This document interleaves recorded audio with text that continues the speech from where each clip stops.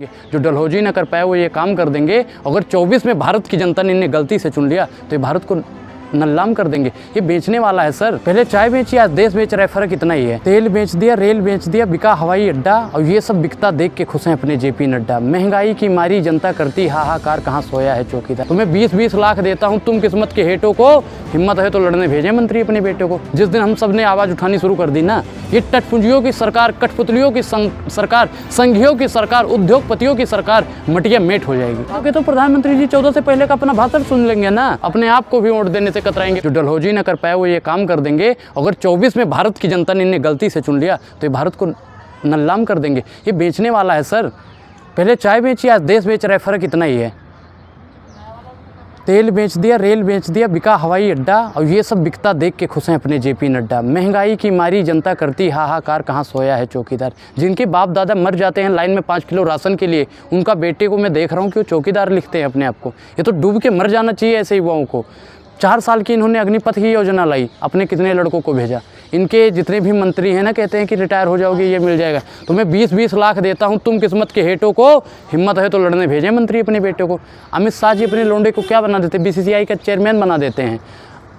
ये प्रधानमंत्री जी अपने भाई को नमामि गंगे में चेयरमैन बना देते हैं।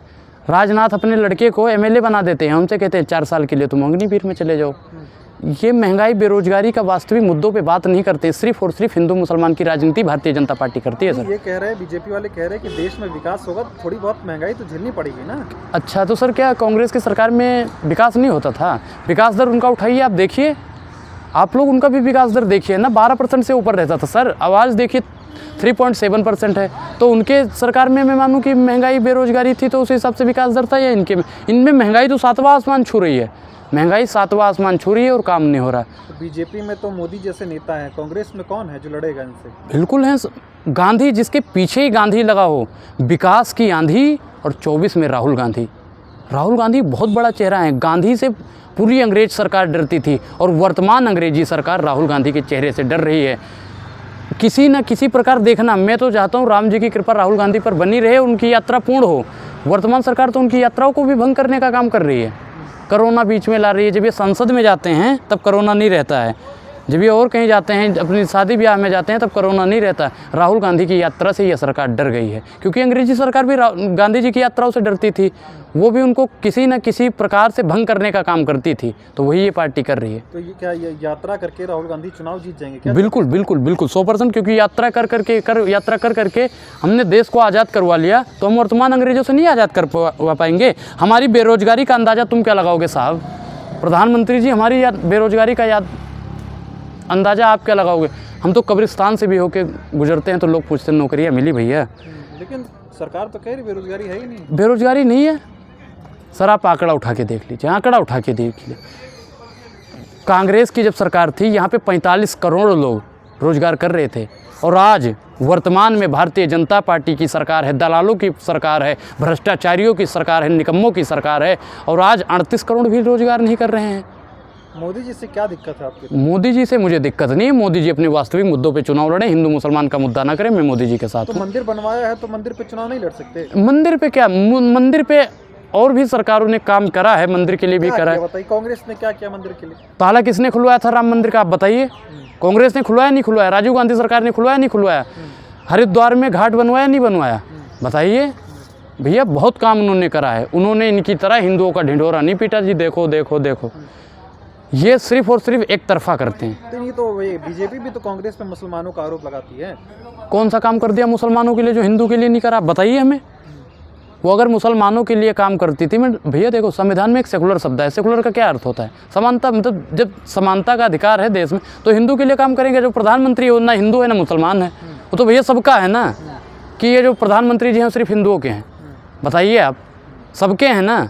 तो हिंदुओं के लिए काम करो, मुसलमानों के लिए काम करो, सिखों के लिए भी करो, ईसाइयों के लिए करो। और इनका अगर हिंदू विरोध करता है तो उसे देशद्रोही ठहरा देते हैं, मुसलमान करता है तो उसे पाकिस्तानी कह देते हैं। और भैया ऐसी निकम्मी सरकार आ गई है जो किसानों को खालिस्तानी बोलने का काम करती है, दलित और पिछड़े वर्गों को नक्सलवादी बोलने का काम करती है। मैं तो कहता हूँ, देश का एक एक बच्चा जब तक भारतीय जनता पार्टी से बगावत नहीं करेगा, जब तक उनसे इंसाफ की लड़ाई नहीं लड़ेगा, तब तक ये देश वर्तमान अंग्रेजों से गुलाम रहेगा। तो कैसे हराएंगे 24 में बीजेपी को? कैसे हराएंगे? हमने अंग्रेजों को कैसे हराया? बगावत करी हमने उनसे। असहयोग आंदोलन बहुत बड़ा मुद्दा रहा है, तो हम इनका असहयोग आंदोलन शुरू करेंगे। हम इन सरकारों के खिलाफ सख्त से सख्त आवाज़ उठाने का काम करेंगे। जिस दिन हम गोली का बदला गोली से दे पाएंगे, आतंकी चंद दिनों के पाप दूर हो जाएंगे। जिस दिन हम सब ने आवाज़ उठानी शुरू कर दी ना, ये टटपुंजियों की सरकार, कठपुतलियों की सरकार, संघियों की सरकार, उद्योगपतियों की सरकार मटिया मेट हो जाएगी। आप लोग जब हार जाते हो तो ईवीएम पे जो है ढींगरा फोड़ देते हैं, जीतेंगे तब क्या करेंगे? जीते हम तो कह रहे हैं ईवीएम से चुनाव करवाइए, ईवीएम से चुनाव करवाइए। देखिए आप कितनी जगह जीत रहे हो। ईवीएम से चुनाव करवा लीजिए। 29 राज्यों में सिर्फ और सिर्फ कांग्रेस आएगी, क्योंकि इन्होंने कुछ काम नहीं किया है। गृह मंत्री जी कहते हैं झारखंड में जाके कि साहब अगर आप रोज़गार नहीं दे पाते हो तो कुर्सियाँ खाली कर दीजिए, हम बैठेंगे। तो इनसे कौन पूछे कि आपके प्रधानमंत्री जी ने, आप लोगों ने कहा था कि 2 करोड़ रोज़गार हर साल देंगे। 8 साल में तुम 2 करोड़ रोज़गार नहीं दे पाए, तो आप लोग कुर्सी खाली करोगे? हम बैठने को तैयार हैं। मैं नहीं कह रहा आप राहुल गांधी को बैठाओ, मुझे बैठाओ। देखो रोज़गार कैसे बांटते हैं। जैसे तुम राशन बांट रहे हो ना 5-5 किलो, उससे भी ज़्यादा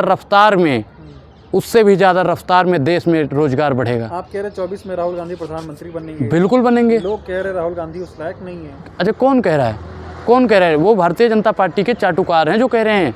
आप गरीबों से पूछिए, जनता से पूछिए, तो राहुल गांधी के साथ हैं, कदम से कदम राहुल के साथ में मिला के चल रहे हैं। राहुल ही एक ऐसा नेता है जो हमें गरीबी से निकाल सकता है, बेरोजगारी से निकाल सकता है, भुखमरी से निकाल सकता है। सर इनकी दादी ने आपको पता है क्या नारा दिया था? गरीबी हटाओ। कभी प्रधानमंत्री जी ने कहा गरीबी हटाओ? क्या 14 से पहले कहते थे ना?